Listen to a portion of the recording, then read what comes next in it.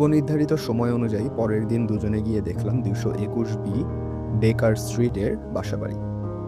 দুটি রুচিসম্মত শোবার ঘর, একটি বড়সড় আলো বাতাসযুক্ত বসার ঘর, আসবাবপত্র দিয়ে খুব ভালোভাবে সাজানো। বসার ঘরে 2টা বড় জানালা। ঘর যেমন পছন্দ হলো, ভাড়াও তেমনই পকেটে কুলিয়ে গেল। 2 বন্ধু ভাগাভাগি করে নিলে গায়ে লাগবে না। সাথে সাথে কথাবার্তা ঠিক করে নিলাম এবং বাড়ির দখল নিলাম। সেই দিনই সন্ধ্যায় হোটেল থেকে আমার জিনিসপত্র নিয়ে আসলাম। শার্লক হোমস এলো পরের দিন সকালে, সাথে বেশ কয়েকটা বাক্স আর পোর্টম্যান্টো। 2-1 দিন গেল জিনিসপত্র গোছাতেই। তারপর গুছিয়ে বসলাম নতুন পরিবেশে। হোমসের সাথে একত্রে অবস্থান দুর্বিষহ নয় মোটেই। প্রকৃতি খুব শান্ত, প্রাত্যহিক অভ্যাস নিয়মবদ্ধ। রাত 10টার পর জাগতে দেখিনি। সকালে আমার ঘুম ভাঙবার আগেই উঠে পড়তো, ব্রেকফাস্ট খেয়ে বেরিয়ে পড়তো বাইরে। মাঝে মাঝে সারাদিন কাটাতো কেমিক্যাল ল্যাবরেটরিতে, কখনো মর্গে, কখনো পায়ে হেঁটে শহর ঘুরে বেড়াতো। নিচের মহলেই টোটো করে বেড়াতো বেশিরভাগ। কাজের ঝোঁক চাপলে এনার্জি যেন ফুরোতো না। আবার কখনো দিনের পর দিন মরার মতো পড়ে থাকতো বসার ঘরে। একদম কথা বলতো না, সকাল থেকে রাত পর্যন্ত এক চুলও নড়তো না। এই সময়ে একটা স্বপ্নাচ্ছন্ন চাহনি দেখেছি ওর চোখে। জীবন পরিচ্ছন্ন আর স্বভাব প্রকৃতি শান্ত না হলে ধরে নিতাম নিশ্চয়ই মাদকদ্রব্যের নেশাও আছে। যতই দিন যায় ততই আমার আগ্রহ বাড়তে থাকে ওর সম্বন্ধে। জীবনে ওর লক্ষ্য কি, এই রহস্য ক্রমশ ঘনীভূত হতে থাকে আমার মনের মধ্যে। যে কখনো খুঁটিয়ে দেখে না, ভাষা ভাষা দেখা যার স্বভাব, সেই লোক ওকে দেখলে আকৃষ্ট হবে। এমনই আশ্চর্য চেহারা আর ব্যক্তিত্ব আমার নয়া সঙ্গীটির। লম্বায় 6 ফুটের একটু বেশি, কিন্তু এত কৃশ যে মনে হয় আরও দীর্ঘ। 2 চোখ মর্মভেদী এবং শানিত, আচ্ছন্ন অবস্থায় পড়ে থাকার সময় ছাড়া। পাতলা বাজ পাখির মতো নাকের মধ্যে প্রচ্ছন্ন সদা সতর্কতা এবং সিদ্ধান্ত নেয়ায় প্রচণ্ড আত্মবিশ্বাস। চৌকোনা প্রকট চোয়ালের মধ্যেও নিহিত সুগভীর আত্মপ্রত্যয় আর মনের দৃঢ়তা। 2 হাত অ্যাসিড, কেমিক্যাল আর কালিতে বিবর্ণ, অথচ এই হাতেরই সাধারণ সংবেদনশীলতা আর সূক্ষ্মতা লক্ষ্য করেছি ভঙ্গুর ফিলোসফিক্যাল যন্ত্রপাতি নাড়াচাড়া করার সময়। পাঠক হয়তো আমাকে অনধিকার চর্চার দোষী সাব্যস্ত করবেন হোমস সম্বন্ধে আমার অতি তীব্র কৌতূহলের জন্য। আমি মানছি যে শার্লক হোমস আমার প্রচণ্ড আগ্রহের সঞ্চার করেছিল। নিজের সম্বন্ধে কথা উঠলেই মুখ বুজে থাকতে চেয়েছে সে, এবং আমি প্রতিবারই সেই প্রাচীর ভাঙার বৃথা চেষ্টা করেছি। আমাকে দোষী প্রতিপন্ন করার আগে কিন্তু খেয়াল রাখবেন, আমার জীবনের লক্ষ্য বলে কিছু নেই, মনোযোগ আকর্ষণ করার মতো কিছু নেই। আবহাওয়া ভালো না থাকলে ভগ্ন স্বাস্থ্য নিয়ে যখন তখন বাইরে বেরোতে পারতাম না। বন্ধুবান্ধবও তেমন একটা ছিল না যে দেখা দিয়ে একঘেয়েমি কাটিয়ে যাবে। এই পরিস্থিতিতে সঙ্গীটির জীবন রহস্য যথেষ্ট আগ্রহের খোরাক জুটিয়েছিল আমার মধ্যে।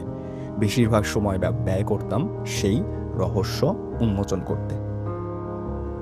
হোমস মেডিকেল স্টুডেন্ট নয়, ও নিজেই তা স্বীকার করেছে। স্ট্যামফোর্ডের অনুমান অভ্রান্ত প্রমাণিত হয়েছে। বিজ্ঞান জগতে প্রবেশের ইচ্ছেও নেই, বিজ্ঞানের ডিগ্রি অর্জনের প্রচেষ্টাও নেই। তা সত্ত্বেও কয়েকটা বিষয়ে ওর আন্তরিক আগ্রহ লক্ষ্য করার মতো, এবং খ্যাপামিটা বাদ দিলে বিশেষ বিশেষ বিষয়ে ওর জ্ঞান এতই ব্যাপক আর গভীর যে তাক লেগে যাওয়ার মতো। জীবনে নির্দিষ্ট কোনো লক্ষ্য না থাকলে এভাবে কেউ খাটে না, নিজেকে তৈরি করে না, এবং বিশেষ জ্ঞানের ভাণ্ডার এভাবে বাড়িয়ে চলে না। শৃঙ্খলাহীন অধ্যয়নে অসাধারণ হওয়া যায় না, সঠিক পড়াশোনা থাকা যায়। অকারণে কেউ এভাবে ছোটখাটো বিষয়ে মনকে ভারাক্রান্ত করে না। শার্লক হোমসের জ্ঞান যেমন সুবিপুল, অজ্ঞানতাও তেমনই সুগভীর। দুটোই সমান আশ্চর্যজনক। সমসাময়িক দর্শন, সাহিত্য আর রাজনীতির কোনো খবরই সে রাখে না। আমার মুখে টমাস কার্লাইলের নাম শুনে অত্যন্ত অকপটভাবে জিজ্ঞেস করলো, কে? তার এত নামটা কি কারণে? চরম বিস্মিত হলাম যেদিন জানলাম কোপার্নিকাসের থিওরি কি জিনিস তা সে জানে না, এবং সৌরজগতের কি নামে কয়টা গ্রহ আছে সে খবরও সে রাখে না। পৃথিবী যে সূর্যকে প্রদক্ষিণ করছে এ তত্ত্ব 19বিংশ শতাব্দীর যে কোনো সভ্য মানুষ জানে, কিন্তু হোমস জানে না। বিশ্বাস করা যায়? কি সাংঘাতিক ব্যাপার!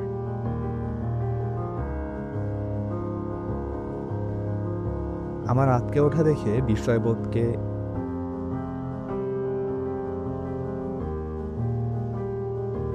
আমার আঁতকে ওঠা বিস্ময়বোধকে দেখে মুচকি হেসে বলেছিল হোমস, খুব অবাক হয়েছো দেখছি। জেনে যখন ফেলেছি, এখন থেকে চেষ্টা করব ভুলে যাওয়ার চেষ্টা কি করবে? আমার মতে মানুষের মগজটা আদতে একটা খালি কুঠুরি, দরকার মতো আসবাবপত্র দিয়ে সাজাতে হয়। বোকারাই যা পায় তাই দিয়ে মগজ ঠেসে রেখে দেয়। গুদাম ঘরের মতো হাবিজাবি এন্টার জিনিস মাথার মধ্যে ঢুকে থাকার ফলে আসল জিনিসটি খুঁজে পেতে বেগ পায়। কিন্তু পাকা কারিগর এ ব্যাপারে ভারী হুঁশিয়ার। ফালতু জ্ঞান ব্রেন কুঠুরিতে ঢোকাতে নারাজ। কাজের যন্ত্রটি ছাড়া মাথায় কিছুই রাখে না, এবং যে কয়টি যন্ত্র রাখে বেশ সাজিয়ে গুছিয়ে রেখে দেয়। মগজ কুঠুরির দেয়াল রাবারের মতো টেনে বাড়ানো যায় এবং যত খুশি জ্ঞান ঠাসা যায়, এ ধারণা কিন্তু সবই ভুল। বাজে জিনিস ঠাসতে গিয়ে কাজের জিনিসগুলো মানুষ ভুলে যায় এ কারণেই। আগের জ্ঞান আর মনে করতে পারে না। অদরকারি জ্ঞান দরকারি জ্ঞানকে গুতিয়ে বের করে দিয়ে নিজের ঠাঁই করে নিতে যাতে না পারে, কারিগরের সজাগ নজর থাকা দরকার সেদিকে। প্রতিবাদের সুরে বললাম, তাই বলে সৌরজগৎ কি জিনিস তা জানবে না? অসহিষ্ণু সুরে হোমস বলল, জেনে আমার লাভটা কি? সূর্যকে প্রদক্ষিণ না করে যদি চন্দ্রকেই প্রদক্ষিণ করতাম, আমার কাজের দিক দিয়ে তার কানাকড়িরও দাম থাকছে কি? এই হলো সুবর্ণ সুযোগ। কাজটা কি জিজ্ঞেস করার জন্য মুখ চুলবুল করে উঠলেও জিজ্ঞেস করতে পারলাম না। পরে কথাগুলো মনে মনে তোলপাড় করে নিজেও একটা সিদ্ধান্তে পৌঁছাবার চেষ্টা করলাম। উদ্দেশ্য সিদ্ধি যে জ্ঞানে হয় না, সে জ্ঞান নাকি ওর নিষ্প্রয়োজন। তাই যদি হয়, সে জ্ঞান ও মগজে ঢুকিয়েছে, তার প্রত্যেকটা উদ্দেশ্য সিদ্ধির জন্য ওর প্রয়োজন। মনে মনে ছকে নিলাম ওর বিবিধ জ্ঞানের ফিরিস্তি। শেষকালে কাগজ পেন্সিল নিয়ে লিখে ফেললাম। ফর্দের দিকে তাকিয়ে কিন্তু হাসি পেল শেষ পর্যন্ত। শার্লক হোমসের দৌড় কদ্দূর তা এই তালিকা থেকে বোঝা যায়। বোঝার চেষ্টা করলাম। সাহিত্য জ্ঞানে 0, দর্শন জ্ঞান 0, জ্যোতির্বিজ্ঞান 0, রাজনীতি জ্ঞান নগণ্য, উদ্ভিদবিদ্যা জ্ঞান বিবিধ, বেলেডোনা, আফিম আর বিষ বিজ্ঞানে তুখর, বাগান করার ব্যাপারে ডাহা আনারি, ভূতত্ত্ব জ্ঞান, বাস্তব জ্ঞান আছে কিন্তু বিশেষ বিশেষ ক্ষেত্রে। রকমারি মাটির চেহারা দেখেই বলে দেয় কোনটা কোন মাটি। বেরিয়ে আসার পর ট্রাউজার্সের মাটির দাগ দেখিয়ে বলে লন্ডন শহরের ঠিক কোন জায়গায় কোন মাটিটা পাওয়া যাবে। রসায়নে জ্ঞান সুগভীর, শারীরবিদ্যা জ্ঞান নির্ভুল কিন্তু পদ্ধতি নেই। চাঞ্চল্যকর সাহিত্য জ্ঞান প্রচুর। বর্তমান শতাব্দীতে যত রকমের বিকট কাহিনী আছে সব যেন কণ্ঠস্থ। ভালো বেহালা বাজায়, তরবারি খেলা, লাঠি আর মুষ্টিযুদ্ধে ওস্তাদ। ব্রিটিশ আইনের বাস্তব জ্ঞানে বেশ দখল আছে। লিস্টটা এই পর্যন্ত লেখার পর হতাশ হয়ে ছুঁড়ে ফেলে দিলাম আগুনে। নিজের মনেই বললাম, এই জাতীয় জ্ঞানের ফিরিস্তির মাপকাঠি দিয়ে জীবনের লক্ষ্য আবিষ্কার করার চেষ্টা বৃথা। বেহালায় ওর দক্ষতার কথা উল্লেখ করেছি আগেই। সত্যি হাত ভাল, অসাধারণ বাজায়। কিন্তু অন্যান্য কৃতিত্বের মতো বাজনা বাজানোটাও কেমন যেন খ্যাপাটে। আমার অনুরোধেই ভালো ভালো সুর বাজিয়ে শুনিয়েছে, খুবই কঠিন সুর, কিন্তু নিজে বাজানোর সময় আদৌ কোনো সুরের ধার দিয়ে যায় না। কোনো কোনো সন্ধ্যায় চেয়ারে আড় হয়ে বসে কোলের উপর বেহালা রেখে দু চোখ বন্ধ করে এলোমেলো ঝংকার তুলে যায় আঙুলের গায়ে। কখনো সে ঝংকার সুর এলা বিষণ্ণ। ওই সুর যে মনের ভাবনার প্রতিফলন তা বোঝা যায়। শুধু বোঝা যায় না সুরের প্রভাব ভাবনায় পড়ছে কিনা। স্রেফ খেয়াল খুশির বসে বিচিত্র বাজনা বাজিয়ে যাচ্ছে। তারপর অবশ্য আমার ধৈর্যের পুরস্কার স্বরূপ আমারই প্রিয় অনেকগুলো মন মাতাল করা সুর এমনভাবে পরের পর বাজিয়ে যায় যে বলার নয়। প্রথম 2-1 সপ্তাহ কেউ এলো না বাড়িতে দেখা করতে। ভাবলাম আমার মতো আমার বন্ধুটিও নির্বান্ধব। অচিরেই দেখলাম তা নয়। পরিচিত তার অনেক এবং সমাজের বিভিন্ন শ্রেণীর মানুষ। বেটে চেহারার একটা লোক আসতো, নাম তার লেস্ট্রেড। মুখটা ইঁদুরের মতো, গায়ের রং ফিকে বাদামি, চোখ কালো। সপ্তাহে 3-4 বার তো আসতই। একদিন সকালে খুবই সাজ পোশাক পরা এক তরুণী এলো। ৮ ঘন্টার মতো কাটিয়ে গেল হোমসের সাথে। সেদিনই বিকেলে ভীষণ হন্তদন্ত হয়ে এলো নোংরা পোশাক পরা এক আধবুড়ো সাদা চুলের লোক, দেখতে অনেকটা ইহুদি ফেরিওয়ালার মতো। সাথে সাথে প্রায় আলুথালু বেশে ঘরে ঢুকলো একজন প্রৌঢ়া। আর একবার এলো শুভ্র কেশ এক ভদ্রলোক, তারপরেই মখমল ইউনিফর্ম পরা একজন রেলের কুলি। এরা এলেই শার্লক হোমস তাদের নিয়ে বসার ঘরে একা থাকতে চাইত, আমাকে যেতে হতো শোবার ঘরে। প্রতিবারই অবশ্য ক্ষমা চেয়ে নিত আমার এই অসুবিধার জন্য। ঘরটাকে বসার ঘর করছি, এরা আমার মক্কেল শুনেই কিন্তু অদম্য ইচ্ছে হতো ব্যবসাটা কি ধরনের জিজ্ঞেস করার। কিন্তু প্রতিবারই সৌজন্যতাবশত প্রশ্নটা মুখে আটকে যেত।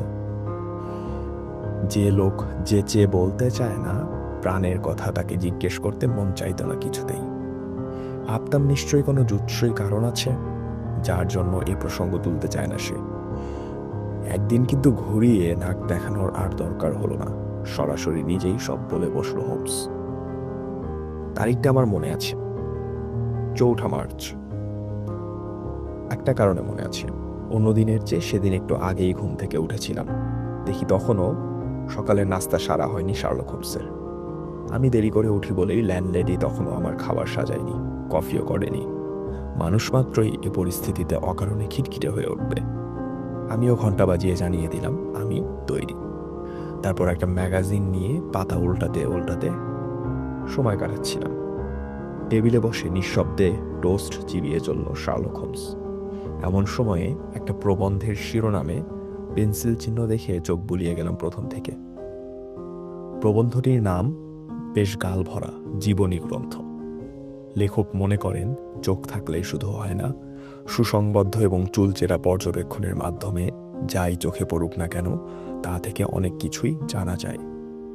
বিষয়টা কিন্তু আমার কাছে ধড়িবাজি আর অযৌক্তিকতার সংমিশ্রণ বলেই মনে হলো। অসঙ্গতি এবং নির্বুদ্ধিতাকে বেশ চালাকি করে বেশ করা হয়েছে। যুক্তির ধার বেশ তীক্ষ্ণ, ফাঁক নেই, কিন্তু সিদ্ধান্তগুলো যেন অতিরঞ্জিত। যে কোনো মানুষের মুহূর্তের ভাব প্রকাশ দেখেই লেখক তার মনের চিন্তা ধরে ফেলতে পারে। চকিতের দৃষ্টিপাত, ক্ষণিকের বেশি কুঞ্চন দেখে নাকি মনের একদম গভীরে কি চিন্তার খেলা চলছে তা বলা যায়।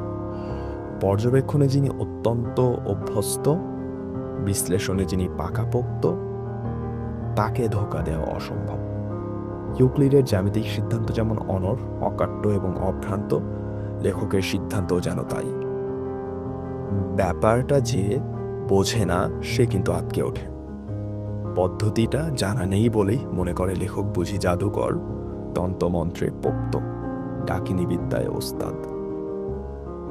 আসলে যে যুক্তি আর পর্যবেক্ষণের ধাপ পেরিয়ে সিদ্ধান্তে উপনীত হয় তা বোঝে না। সাথে থাকার জন্য ধন্যবাদ সবাইকে। আজকের মতো এখানেই শেষ করছি। Thank you.